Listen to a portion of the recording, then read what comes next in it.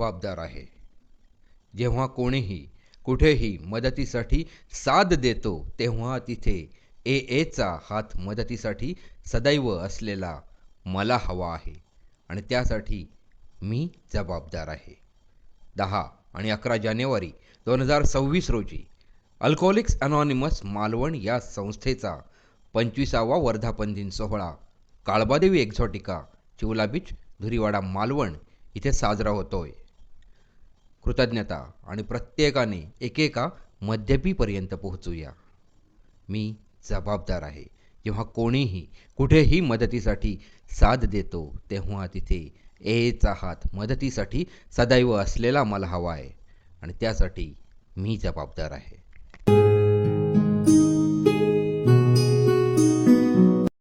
मालवण तालुक्यातील तोंडवळी तळाशीलवाडी येथील गोपाळ कृष्ण मंदिराच्या जवळ 15 डिसेंबर रोजी संध्याकाळी 4 वाजण्याच्या सुमारास एका मांगराला आग लागली.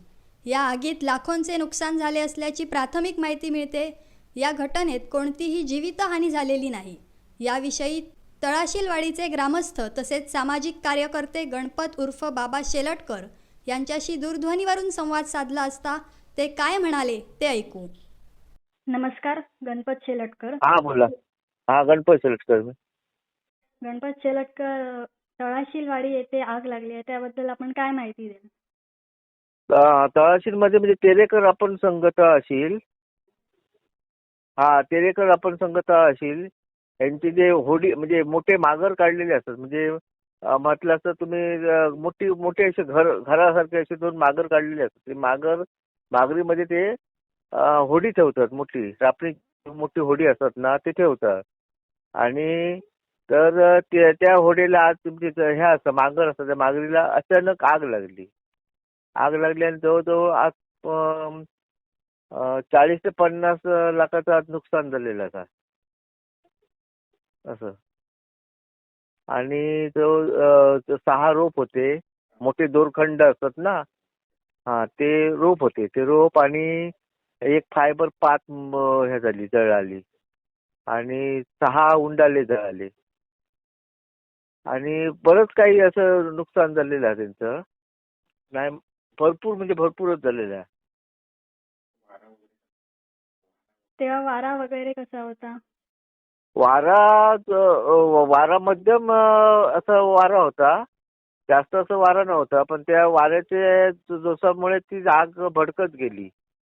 आणि बंब वगैरे तसं बोलवायला जर गेलं असतं ना तर तसं बंब वगैरे यायला जवळजवळ नाही म्हटलं तर 2-2.5 तास लागले असते. तरी पण आम्ही आग विझवण्याचा खूप ग्रामस्थ होते. परत आम्ही ते तेरेकर आपण संघाचे सभासद होते, म्हणजे जे हे असतात ते मालक वगैरे जे असतात ना ते सगळे होते. त्यांनी आटोकाट म्हणजे ह्या पंप वगैरे जोडून त्यांनी पाणी मारण्याचा खूप प्रयत्न केले, पण ती आग आटोक्यात आलीच नाही असं झालं. आम्हाला समजतंय की 35 ते 40 कुटुंब त्यावर आधारित होते. हो हो हो हो हो. कुटुंब जवळजवळ नाही म्हटलं तर 30-35 आस कुटुंबांचा एखादा संसार कसं मोडतं तसं आज त्यांचं नुकसान झालेलं आहे.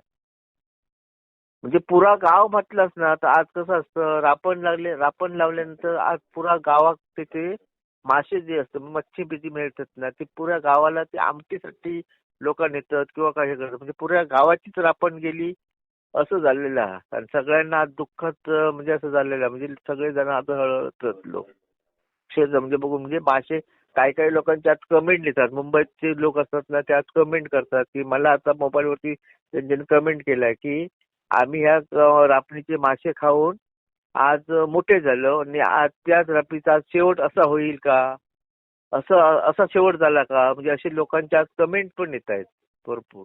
बरं. म्हणजे आपल्या गावातले जे स्थानिक जे आज कामानिमित्त जे आज मुंबईला स्थानिक जे असतात ना त्यांनी आज मला भरपूर कमेंट केलंय की आज ह्या रापणीचं असं शेवट, म्हणजे 100 वर्षाची परंपरा हा ती रापणीची आहे. आज 100 वर्ष झाली त्या रापणीला. बरं, आणि धन्यवाद आपण दिलेल्या माहितीबद्दल.